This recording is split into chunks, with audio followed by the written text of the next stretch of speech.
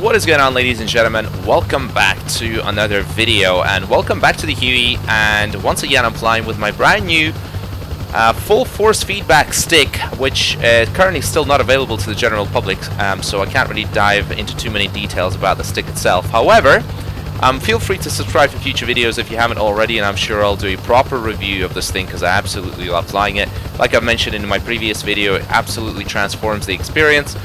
Today we've got a few landing challenges. We're going to land on that boat that's just about to pass behind us, and then onto a very confined little landing pad on a lighthouse here with some windy conditions, flying in the Marianas Islands map.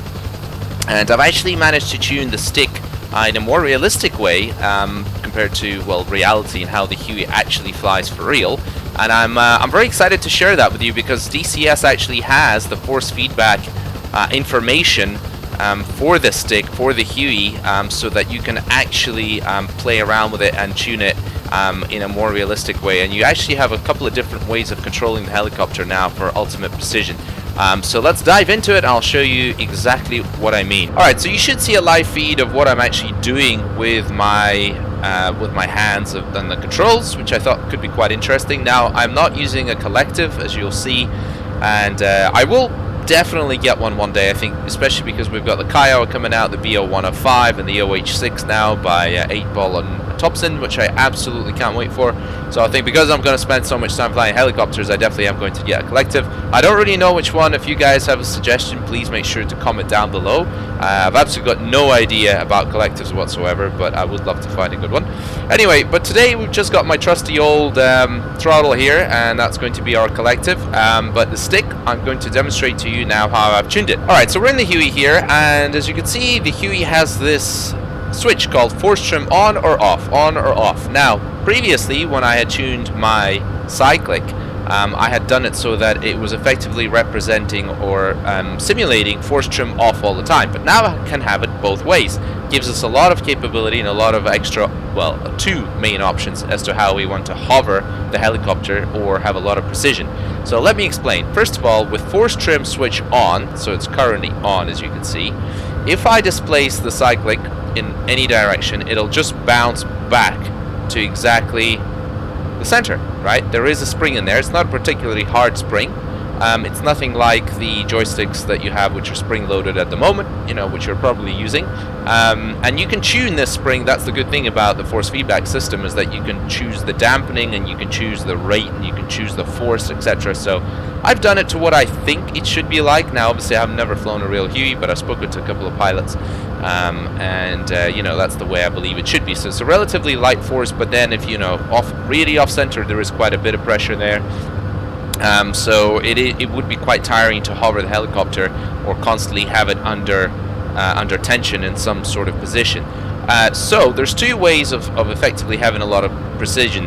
You could either have the force trim on, and there's a little bit of a spring force acting every time you want to displace the stick, or you can switch it off. Now it's switched off, so I'll just demonstrate to you. See, it's switched off, right? Now I can just move the cyclic in any position, let go, and it'll stay there. So the springs are effectively removed from the system, and as you can see, you have it there. Now there is a little bit of inertia now with the stick because I guess it's sort of a heavy stick, and you know, so you have to fight almost the other way. Instead of it wanting to come back, you kind of almost want to keep it from falling over. Now it doesn't actually fall over, as you can see, but that feeling in your hand is a little bit different. Now, some might argue that gives you a little bit more precision. To be honest, I feel like you can have a fair amount of precision both ways, but you really need to find out which way you find, you know, more intuitive. Now, a lot of pilots, I believe, actually do fly with a force trim off. Now, I like it both ways, actually. So let's do a couple of little landing challenges, and I'll show you that it's actually pretty good using both methods. We have 2 good engine starts. You're clear to disconnect the headset. We'll see you on the left with the pit. Thanks a lot.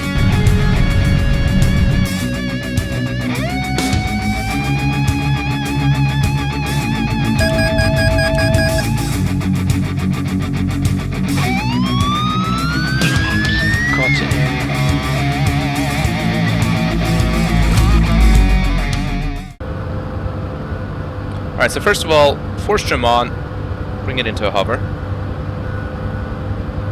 Now, as you can tell, even with the force trim on, which means that the spring is acting against me, wanting to bring the cycling back to the center, I can still have very fine, tiny, minute adjustments, and I can still have a lot of precision. Now, after a while, your hand definitely does get strained after doing this, but the thing is, because I have this tune now with a fairly, should we say, low spring force, unlike a consumer-grade regular joystick, which is spring-centered, you know, you just don't have that sort of precision. You either have to take the springs out, or you have to loosen them up. And that obviously means that you're then extremely compromised for flying anything else other than helicopters. So the beauty of this is that I can tune each aircraft differently and jump into a helicopter, and then boom, I have the feel of a helicopter. It's absolutely incredible. So what I'll do is let's head out towards this boat here, heading over the bay. Now, with force trim on, I have a bit of pressure in the controls now just to keep the stick forward at high speed. So what I'll do is I'll press the trim button, and it's now centered itself there in that position, so it gives you perfect feedback. Now I'll do trim reset, and it'll spring back to the center, and I have the same control as I did before, same reference points. So we'll come in and land on this this boat, which by the way is part of the Civilian Assets Pack Navy by 8-Ball, if anybody's interested. I'm pretty sure it's 8-Ball. It's got some awesome ships and all sorts of objects in there, so highly recommend it. A little bit of a headwind, and we're moving with a bit of forward momentum there as well, so this is kind of a nice landing. Now the boat is rocking maybe slightly left and right, by the way, just to let you know, so might not get as beautiful a touchdown on it as we would like, but we should be able to, I think, get somewhere close, right? Still drifted off to the left a little bit, don't want that. Right, round about there somewhere is good, I'd say.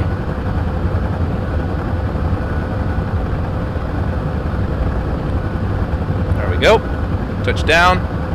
And, oh, it's control panel's shaking like crazy. Right, let's, instrument panel, I should say. Right, let's just fly sideways next to the boat here. I'll just show you how easily and nicely you can stabilize it. It's absolutely a thing of beauty. I have to say that the full force feedback stick has just been absolutely transformational to my flying experience. So just how crazy nice and smooth all the controls just become.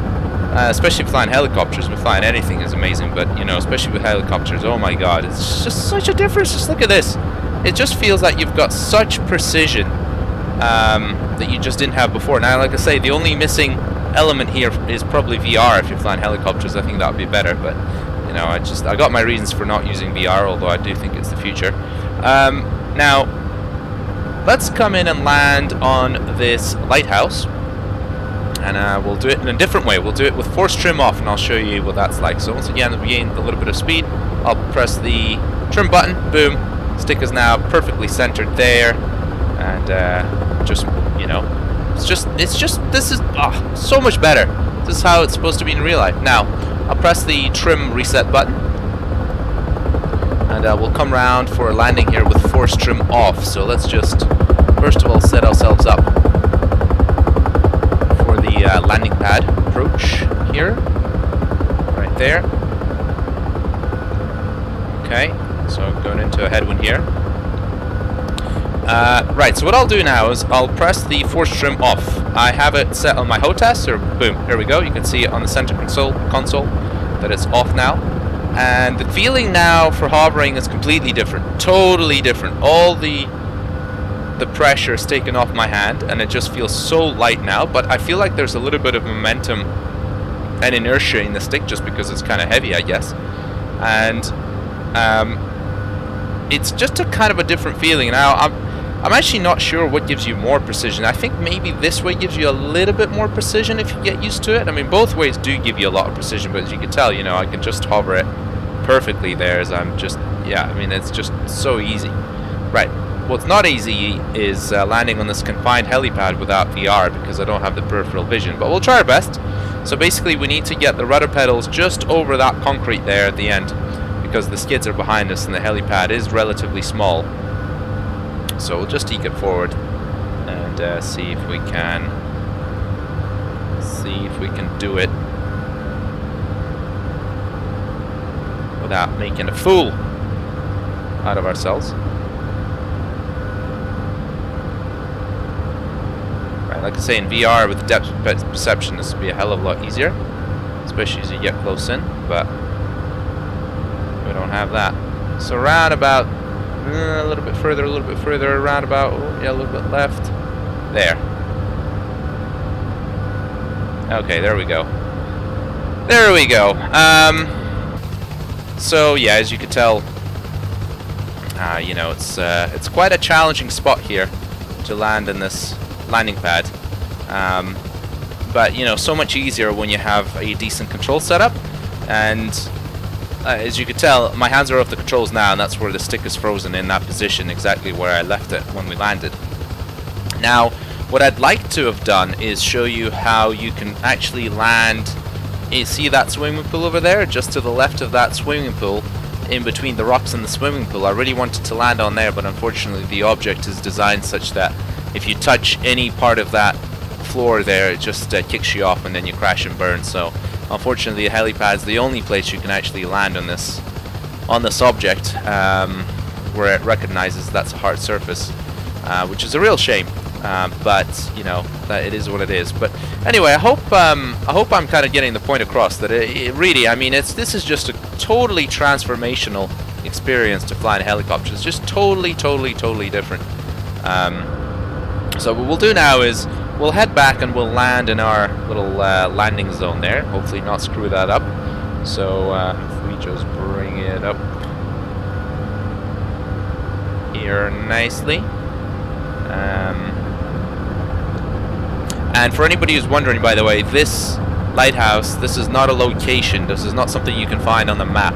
This is, once again, it's a seashell object, I believe by 8-Ball in the Civilian Assets Back Navy. So this is just, you know, in case those of you who I'm sure are going to ask where you can find this lighthouse. I am flying on one of the more northern islands in the Marianas Islands map. And actually, whilst we're flying back, I'll just demonstrate to you now. If you, instead of using the force trim on and the trim button, what I can do is now find a nice equilibrium for flying at this speed, say. And now, look, my hands are off the controls. Well, off the cyclic, right? And it's just frozen there.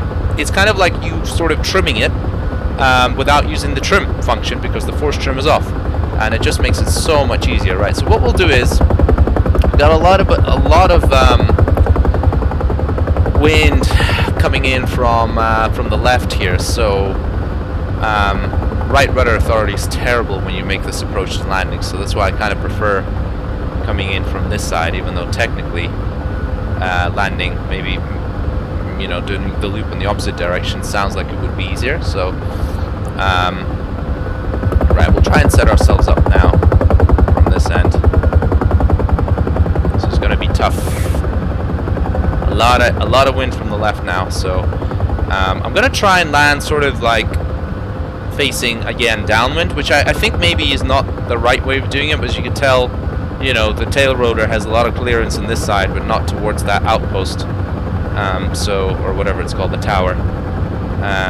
So, a lot of wind here. Right, okay, there we go. Let's try it. Let's try it. Careful. So again, this is force trim off now.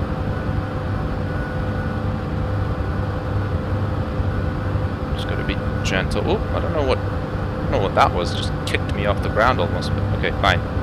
Round about there. Maybe a bit more forward, I think. A bit more forward. A bit more left. Yeah. Okay. That wasn't the prettiest landing, but you know, it was a little bit windy. We'll take it. We'll take it. But anyway, I hope you guys have sort of understood. At least we're more or less in the center, which is what I wanted. I hope you guys have sort of, you know, enjoyed this little overview. Now, I'm sure a lot of you are very keen to find out exactly on this what this stick is, and you know, where you can get it, and etc., etc. And I promise you, I will do all of that in the future when it becomes available. It may still be a little while, because this is sort of an ongoing project. It's been taking, you know, last 3-4 years, and it's getting closer and closer to the release date. And I can't wait for you guys to, you know, to experience this, because Oh, I can't believe how good it is. Honestly, I was never really that keen on it when I heard about it the first time. I was kind of like, yeah, whatever, maybe this is interesting. But now I just can't go back. I'll never go back. Honestly, if I had to choose between, let's say, the best VR quality picture in the planet versus 2D, which which I would definitely buy, versus say having a regular stick and this stick, I would choose the stick over the VR, if that makes sense. Although the VR is also extremely important and very, very interesting, I just don't use it at the moment because in my opinion it's just not good enough. I really like the pretty picture and the pixels, and like you just don't get that. No VR headset at the moment for me has this kind of image, so it will one day, and I will transition to VR eventually. I definitely will, but for now, for me, it's only for really just doing, dogfighting, which I don't do very often, so that's why I sold my headset for now. Anyway, I hope you guys have enjoyed this video, this overview. Please let me know if, if you think I haven't set the Huey up correctly, or if there's there's how it should be, etc. I mean, like I said, I'm not really a real helicopter pilot. I'm just an armchair enthusiast here. So I'd love to hear your comments down below, what you think. And with that said, hopefully you've enjoyed this video, and I shall hopefully catch you in the next one. Adios.